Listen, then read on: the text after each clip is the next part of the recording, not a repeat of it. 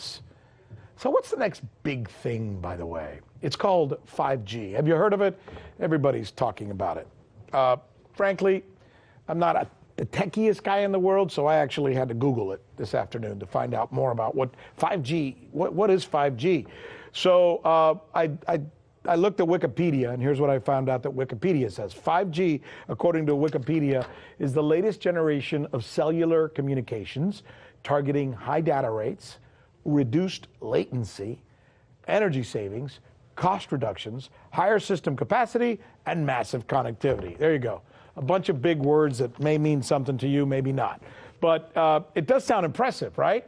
Who wouldn't want all of that? Well, some might ask, there's got to be a catch. So joining us now is our correspondent, Michele Greenstein, with the latest on 5G. And I guess the question would be that, here's the setup, ba-dum-bum. Is there a catch? There is, just a small one. It might kill you. Good to know. So you'll find. How so? Well, a few days ago, actually, a group of scientists, doctors, environmental organizers, and concerned citizens got together and they called for the urgent stop to the deployment of 5G. They said that it's been proven harmful to human bodies, that this is an experiment on humanity, and that this should be called a crime under international law. Let's talk about today's technology, what we have going on today. Your phone is constantly sending magnetic fields in and out of each other. Whether or not you're receiving a notification right now, all of our digital tech sends this data back and forth, right, using these invisible microwave radiation signals, aka radio frequency radiation. Right. That's today's tech. We have every cell tower, every router constantly pulsing with radiation, whether or not you're using it. Science shows that this causes DNA damage, cancer, among other things. But don't take my word for it. And that's just with 4G. That's just with today's technology. Before we get to 5G, right now you got some of it, but not that much. Let's listen to what Dr. Sharon Goldberg has to say. She's a clinical researcher and an internal medicine physician. This is what she has to say about what we're using today. Wireless radiation has biological effects, period. This is no longer a subject for debate when you look at PubMed and the peer-reviewed literature. These effects are seen in all life forms: plants, animals, insects, microbes. In humans, we have clear evidence of cancer now. There is no question. We have evidence of DNA damage, cardiomyopathy, which is the precursor of congestive heart failure, neuropsychiatric effects. So if 4G is already doing some of this, and I imagine if somebody walks around all day with their phone next to their head for hours upon end, they might be doing some damage to themselves. But let's get beyond 4G.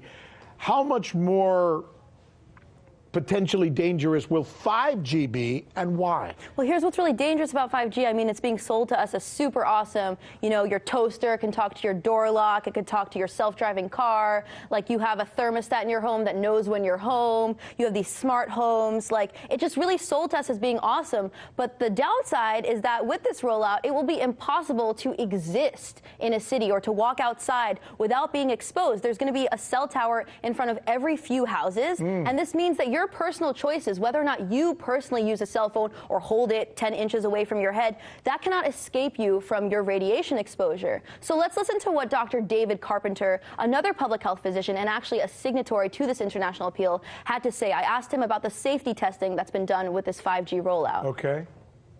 There's been no safety testing of 5G.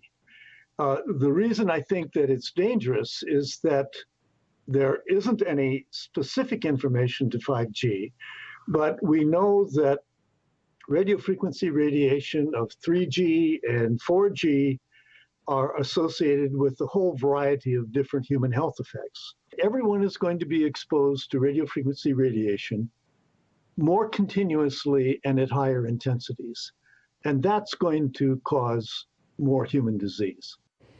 So if I was your big brother or your dad, and you're being a little younger than me and probably have a little more awareness of this stuff, and I asked you, sure.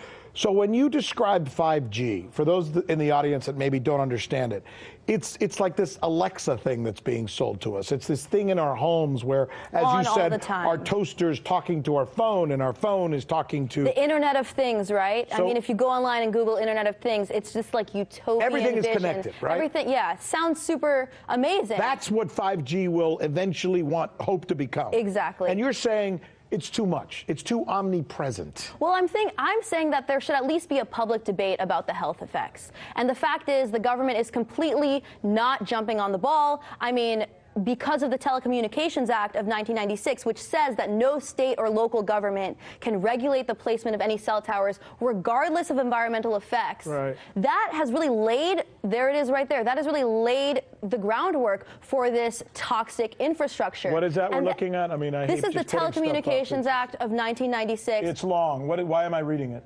This basically says that regardless of health effects, you cannot stop the deployment of 5G infrastructure. And the FCC, which has no health expertise itself, is completely captured by the wireless industry. It's the same playbook that big oil used with climate change or big tobacco with cigarettes. They're really deceiving the public and selling this to us as something that doesn't have a lot of risks. But who hasn't been fooled? The insurance companies. They are not selling any product liability policies that cover cell phone radiation because they aren't fooled by these studies. And look, when people find reports, it is. When usually when you or I go online and find reports about wireless tech to find that it's harmless or that there's no evidence of harm, we're usually looking at industry-sponsored studies. Yeah. And it's not a question about whether we don't want to move toward new technology.